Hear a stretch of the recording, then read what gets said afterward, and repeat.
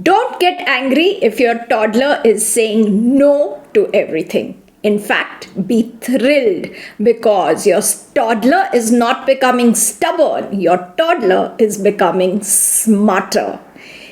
To say no, your toddler needs to achieve 3 important milestones. What are they? The first milestone your toddler needs to achieve to say no is to discover that they are separate from you. Initially, babies believe that they are part of their mother, and so they have to listen to everything. When they grow up, when their brain grows, they realize that they are separate from their mothers and they can say no, and that is why they do. Now, when they discover that they are separate, it becomes easier for you to separate from them.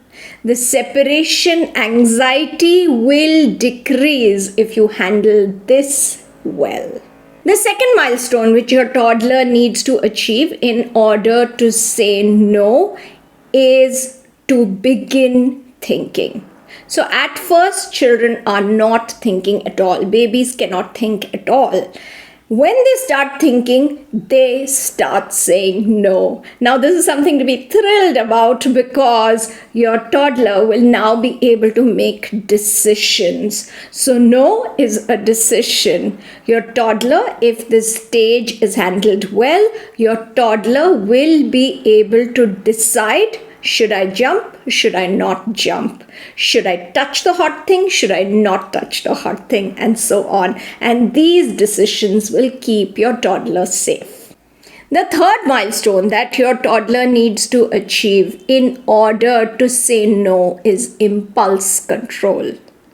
So you would know how easy it is to always say yes. If your toddler is able to say no, it means that they've achieved some degree of impulse control. This will help them when they feel impulsive and want to hit. They will be like, no, I should not hit. When they feel impulsive and want to run into the road, they will think, no, I should not run into the road. So all this will lead to good behavior and keep your toddler safe. So be thrilled if your toddler is saying no. Now, of course, it's very, very annoying when toddlers keep saying no. So how do you handle situations where you need a yes, but your toddler is saying a no? So let's take the example of going back from the park. Now, you need to take your toddler back from the park when it gets dark. But what can you do? So number 1, give your toddler respect. So ask your toddler, when shall we go back? Should we go back when the birds start chirping loudly? Should we go back when the sun sets? Should we go back when dad's car passes by? So, give them some things to notice which can tell them that they need to go home. The second thing is build your toddler's competence. Now, you know that the brain is growing. Help it to grow further. Talk to your child about time. Tell them, look, there's a clock on my phone. Let's set the alarm to such and such time such that when the alarm goes back, we know that it's time to go back. Otherwise, how would we know? So you've brought in a skill that your toddler did not have, and your toddler is going to be thrilled about exercising this skill. And the third thing, give your toddler control. So how do you do that? So tell your toddler, what time shall we go back? Shall we go back when the car passes by us? What if it doesn't? Shall we set an alarm and when it goes off, shall we go home? Come, let me show you how to set the alarm. And step 3, very, very important, give your toddler control. So tell your toddler, as soon as you hear the alarm going off, come running to me and tell me, Mama, look, the alarm has gone off. Let's go home. So, you handed over control to your toddler. Your toddler is now controlling you. And that is such a win for your toddler, that your toddler will want to go back from the park.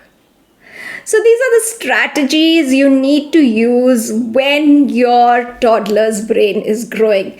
Rather than shout at them, call them stubborn, punish them, and so on. So these are the strategies we need to use when toddlers are growing their brains. We must allow the brain to grow, and we must encourage the brain to grow in the right way. And that is the value of parenting with neuroscience. Parenting with neuroscience tells you exactly what's happening in the brain and exactly what you should do then. It prevents you from controlling the growth of your toddler's brain for your own convenience. And this brain growth actually serves you tremendously later in life. So, are you parenting with neuroscience? If you're not, you may like to check out my course on parenting with neuroscience for the parents of 0 to 7-year-olds. I'm going to put a link to the course in the caption. Do check it out. And if you do sign up, I will be in touch with you because I'm offering a free consultation with that course for now. Check out the details in the caption. Make sure you don't miss any of my videos on YouTube by subscribing to my channel and clicking the bell icon before you go. So like, share, subscribe, and I will see you in the next video.